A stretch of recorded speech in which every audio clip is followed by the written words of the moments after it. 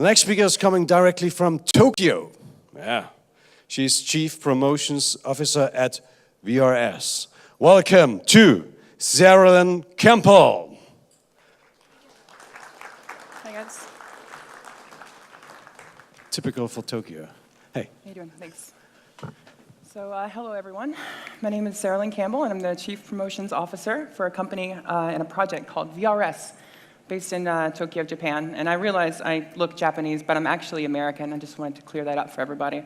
So VReS is a pretty interesting project, and I've got 10 minutes to tell you about it. I wish that I had 20, but I'm going to try and make this happen in 10. So what is VReS? VReS is an abbreviation between VR and esports. And I think most people are familiar with VR at this point, virtual reality. And esports, for those of you that aren't familiar, is basically online competitive gaming with high stakes, where the prize pots can go as high as $40 million. And there's loads of people that are professional esports competitors making over $1 million a year. So if anyone's under the impression that video games are just for a pastime for teenagers, I'm happy to tell you that that is definitely no longer the case. It's a pretty huge industry around this. So VR and esports, how do we marry those? How do we combine those? Well, we use the blockchain and smart contracts based on Ethereum to do so. So why do we need VReS? Well, if anyone's ever tried VR, you may have found the same thing that we kind of encountered this issue, where there's loads of content out for VR right now, but it's by and large like trial or experience-based content. You throw your headset on and you see the experience of flying like an eagle or being on the Titanic, before it sinks or something, and it's interesting, it's engaging, it's cool, but once you've done it once, you don't really have the need to go back and do it again. So that's where we hope to change things. So VR is constantly touted as being the future, and what we'd like to express is that it's a future platform with a near future launch date. And there's 4 major characteristics of our project.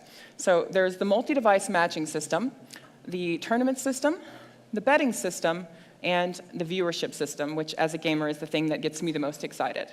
So I'm going to tell you a little bit about these in very brief. So the multi-device matching system is essentially a way for us to store match history on the blockchain to be able to make matchmaking much more efficient, quicker, and painless. So for any of you who actually do any gaming, when you want to connect to someone and you want to have a match, it's kind of frustrating. You have to wait 10 or 15 minutes, and then you get paired with people who are either much higher or lower than your skill level, and then you end up just, it's not a very engaging process. So we hope to change that. And that is, there's 3 ways that we do that: with the automatic matching, the selective matching by active users, and in VR chat. And while that's interesting, those aren't the things that I'm really excited to tell you about today.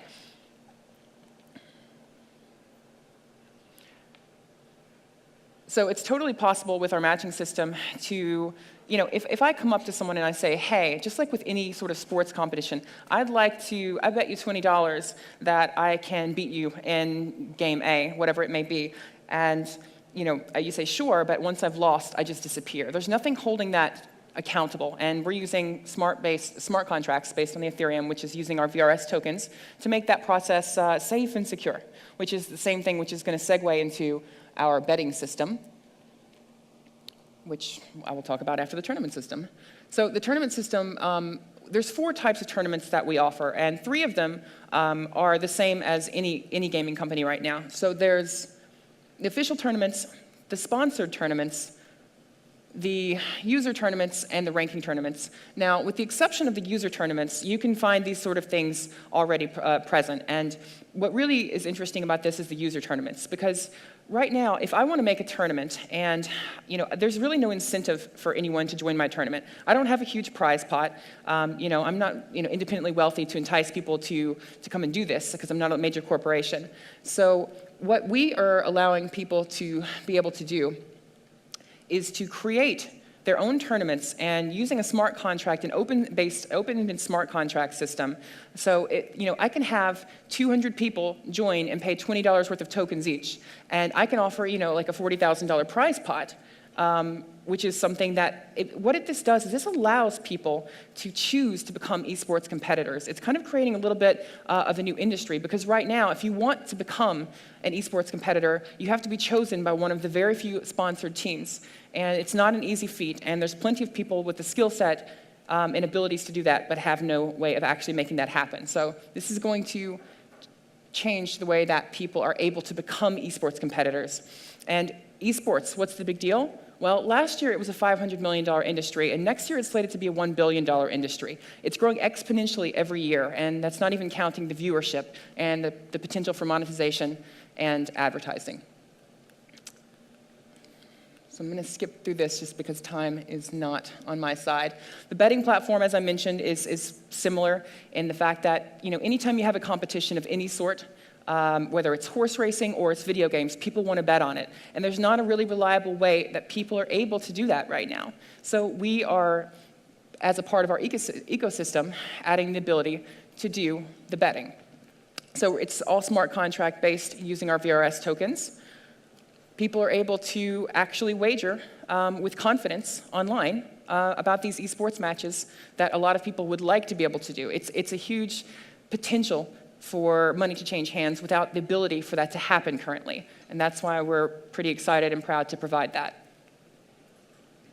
And as I mentioned, as a gamer, this is the part that gets me the most excited.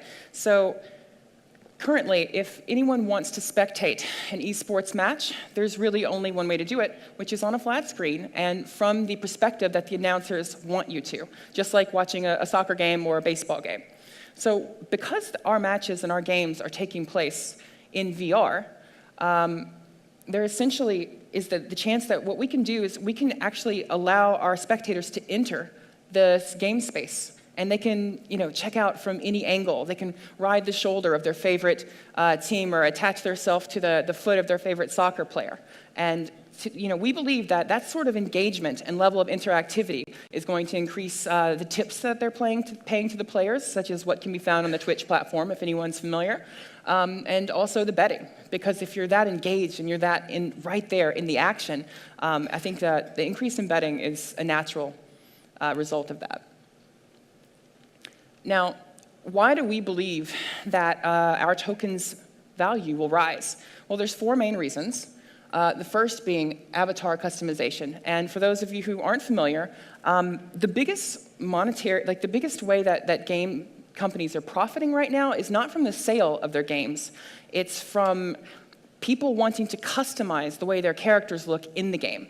Because that's what makes you unique. That's what grants your individuality when you're in the online realm. And there's people that spend untold amounts of times in these worlds, and they want to stand out. They want to be known for who they are, and this avatar customization is a huge monetary factor of that. The tournament prize money and the esports betting will both take place using our VReS tokens, but the number one reason that our tokens value will rise is because of our buyback system, which is truly interesting. So in the current situation, in the current status of things, if you want to grab any sort of cryptocurrency at all, you need to sign up for an exchange. And it's a long and arduous and frustrating process. It's, you have to scan your passport, you have to send these things in the mail, and when it comes to gamers, first of all, we can't expect all gamers are into crypto, but we want them to use our currency. So we've made it such that you're able to go to our website, sign up, register your credit card, and you're able to obtain tokens right away. You want to sit down, plug in, and play immediately, and that's something that we are able to offer, which is really amazing because there's not many other companies that are able to offer that. Real quick, I want to touch on this. The concept that esports could potentially become an Olympic category was recently discussed by Thomas Bach, the head of the International Olympic Committee. And what he had to say, I'm going to paraphrase this for you, was basically that the types of games that are popular for esports right now are too violent. They're full of explosions, they're full of killing. And that's the sort of thing that really goes against Olympic values, which is about promoting peace and harmony. So another thing that we are in process of developing is the sort of games that mimic real-life sports, in some cases exact mimics, and in other cases new games that are basically of the same nature, that have nothing to do with any sort of violence. And he mentions in an interview with the China South Post that if that sort of game were to exist, it could potentially become an Olympic event. And with with it becoming an Olympic event, the sort of validity and exposure that grants, the opportunities abound. I have about 20 seconds, so I'm just going to go ahead and say that yesterday was the start of our pre-sale. And in about 2.5 weeks, we're starting our ICO. We're offering a 15% bonus for anyone who's interested in getting in on our pre-sale. And that's all I have. So thank you so much for your time. I appreciate it. Thank you. Thanks. Sarah. Appreciate it. Thank you. Bye.